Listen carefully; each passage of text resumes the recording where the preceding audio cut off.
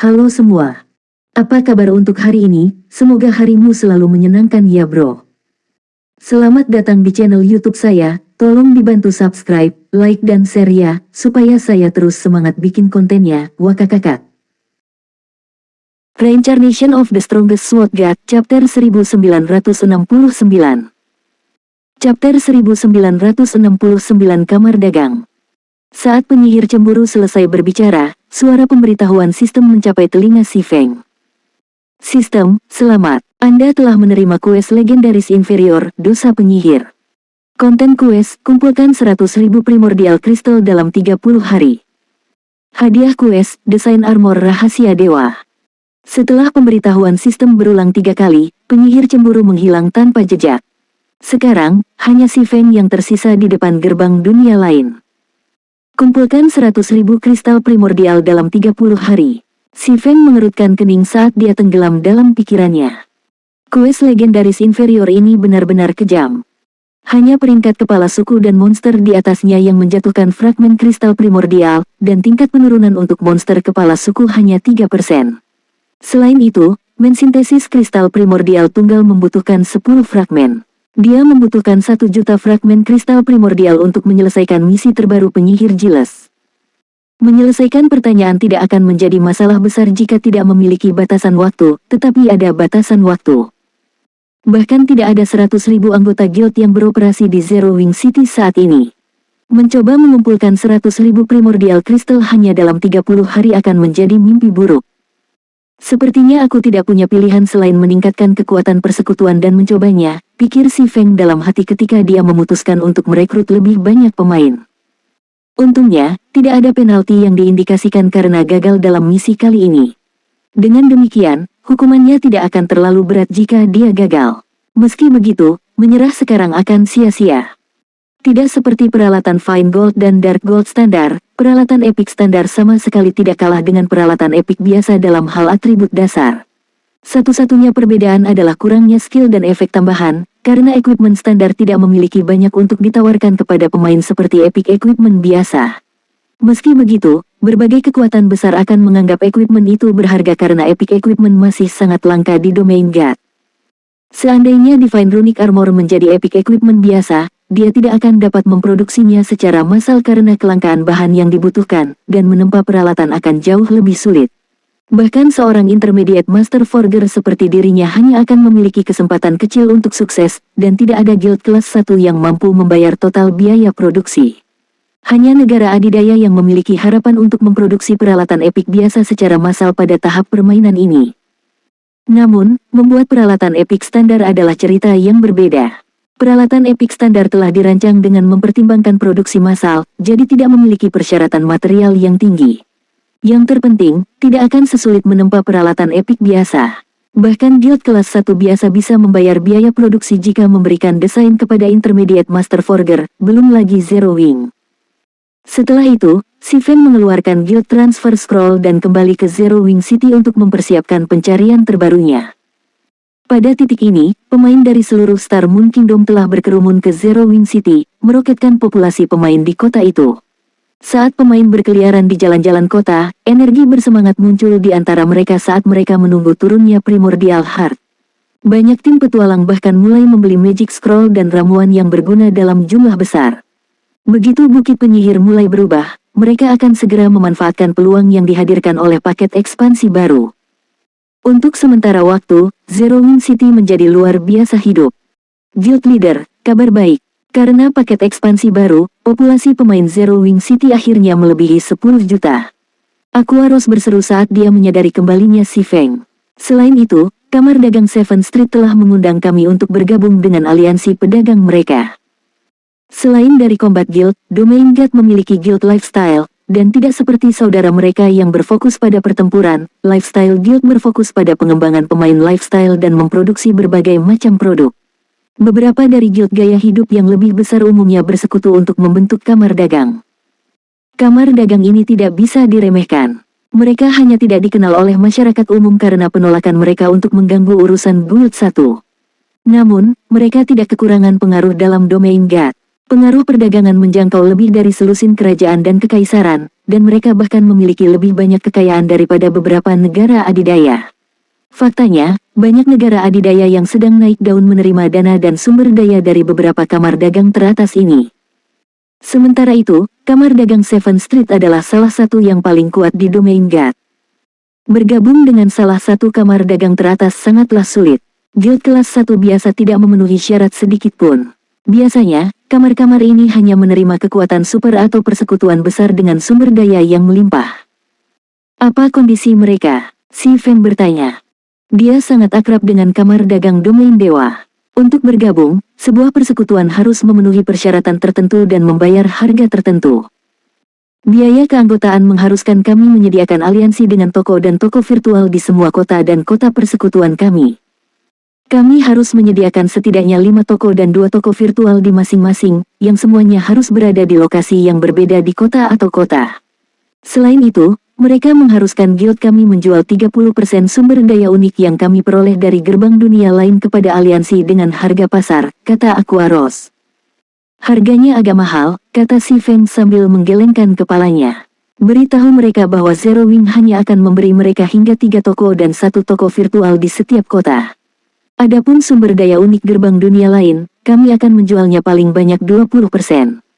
Selain itu, saya meminta mereka membeli sumber daya dengan harga 30% di atas harga pasar. Petik 2.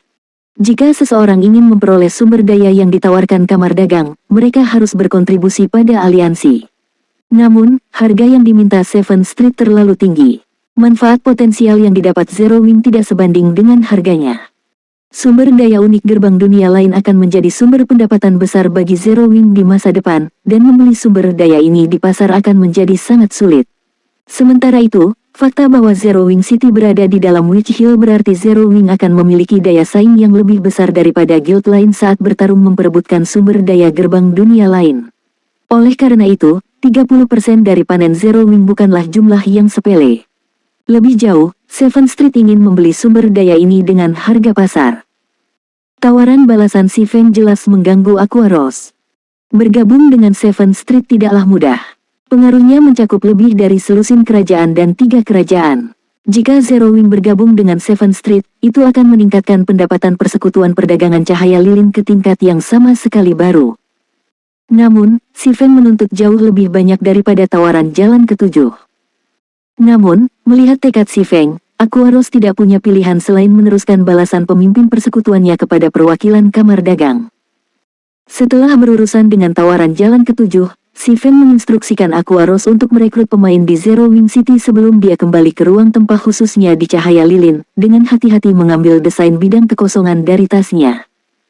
Dia kemudian mengklik desain untuk mempelajarinya. Reincarnation of the Strongest Sword God, Chapter 1970. Chapter 1970 Laut Kematian Jalan ke-7, Pulau Guntur. Big Sis Rain, kami telah mendapatkan desain speedboat canggih.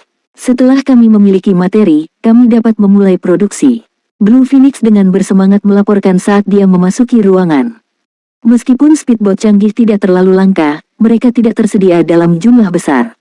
Mayoritas dari berbagai armada negara adidaya masih terdiri dari speedboat biasa, hanya armada inti yang memiliki speedboat canggih yang lebih banyak. Sementara itu, saat pemain mencapai level yang lebih tinggi, persaingan untuk mendapatkan sumber daya di darat semakin ketat. Akibatnya, semakin banyak guild yang mengalihkan fokus mereka ke laut setiap hari. Karena Pulau Guntur adalah lokasi terbaik untuk mengembangkan kekuatan angkatan laut, persekutuan baru terus berdatangan untuk memanfaatkan sumber dayanya. Ini meningkatkan persaingan di pulau itu. Dragon Phoenix telah mengkhawatirkan meningkatnya persaingan, tetapi sekarang setelah memperoleh desain speedboat canggih, ia dapat lebih memperkuat kekuatan armadanya dengan memproduksi secara massal speedboat canggih, mempertahankan keunggulannya di pulau itu. Sepertinya mereka menyelesaikan misi ini. Phoenix Rain menarik napas lega dan tersenyum ketika dia mendengar pengumuman Blue Phoenix. Dia kemudian mengubah topik dan bertanya, bagaimana kabarnya dengan Seven Street? Saya telah mengirimkan nominasi kami ke perwakilan Chamber, dan Seven Street telah menerimanya. Namun, Zero Wing tampaknya menganggap harga yang diminta Chamber terlalu tinggi. Sayangnya, Seven Street memiliki intinya sendiri. Zero Wing tidak mengklaim banyak sumber daya, dan wilayahnya tidak terlalu besar. Satu-satunya hal yang diinginkan Zero Wing adalah kemenangan sementara atas Miracle. Zero Wing masih tidak memenuhi syarat untuk bergabung dengan aliansi, dan perwakilan Seven Street telah menyatakan bahwa Chamber hanya setuju dengan nominasi kami karena Anda adalah orang yang membuatnya. Sekarang Zero Wing telah menolak tawaran itu, tangannya terikat, kata Blue Phoenix. Zero Wing menolak Seven Street. Phoenix Lane berkedip karena terkejut.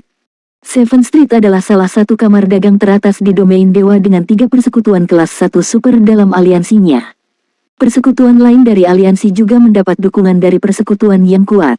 Kamar juga memiliki akses ke sumber daya yang melimpah. Dengan bergabung dengan kamar dagang, seseorang akan memiliki akses ke berbagai kemudahan, dan selama mereka memiliki cukup uang, mereka dapat membeli bahan langka dalam jumlah besar. Aliansi juga menjual barang berharga yang hampir tidak pernah tersedia untuk umum. Tapi koneksi Seven Street jauh lebih penting. Dengan bergabung dengan Seven Street, seseorang dapat menjual produk mereka di wilayah Chamber, dan Seven Street hanya meminta biaya layanan 15%. Jika Zero Wing bergabung dengan Seven Street, ia tidak akan kekurangan pasar untuk menjual produknya. Bergabung dengan Seven Street akan menjadi kesempatan emas bagi Zero Wing. Namun, Zero Wing telah menolak tawaran itu.